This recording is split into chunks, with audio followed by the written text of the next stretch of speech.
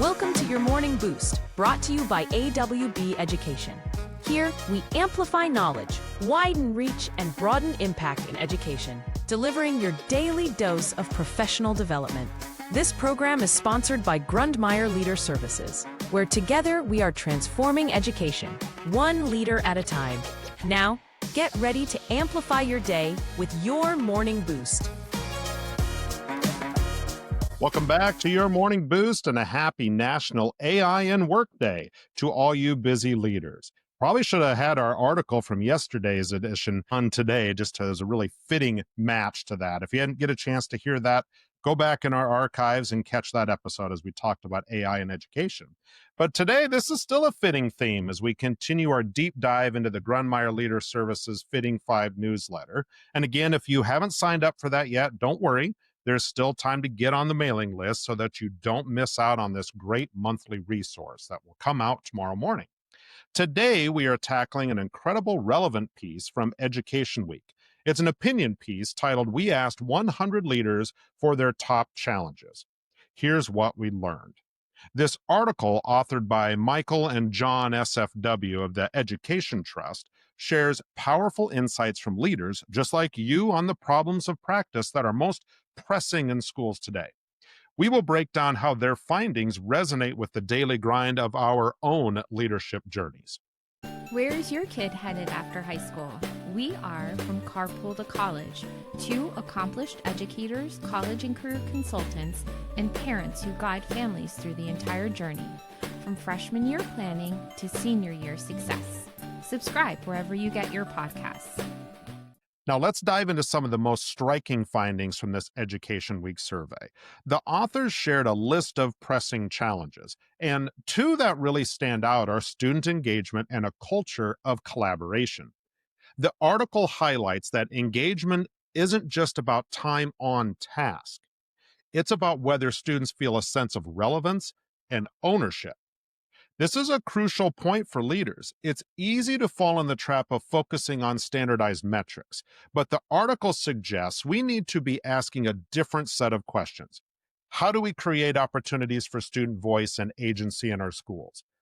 I'm left questioning how leaders can truly measure and support this more nuanced definition of engagement without getting bogged down in subjective data. Initially, another key takeaway they say is a shift from contrived collaboration, where teachers feel they have no voice, to joint work, where risks are shared and feedback is used as a fuel for improvement. This is a common struggle. For a new principal, making this shift can feel real daunting. How do you move from a top-down mandate to this truly collaborative partnership with your staff? The article suggests it takes persistence and a willingness to step out of the traditional leadership role to get this accomplished. I wonder, sometimes the systems that we have in place for professional development, I wonder if they're truly designed to support this level of shared responsibility. I think it's worth looking into as leaders. Furthermore, the article then also addresses the fact that while leaders collect data, they often lack the time or systems to effectively use it. I think this is a huge point for leaders. It can be very overwhelming to move beyond simply looking at data to using it to create a concrete theory of action, certainly one that ties back to classroom practices. I think about all the times that I've done walkthroughs over the years, and we grab data and all of this wonderful stuff, and maybe we even have a conversation with the teacher afterwards. The question is, what do we do with it now? What are we doing with that data? When we have a conversation in a PLC, we talk about students, we collect data, we look at what we're doing, then what do we do with it? I think that's a key part here this article wants to talk about, is that great starting point for thinking about this. But in the end, the real challenge comes in that implementation.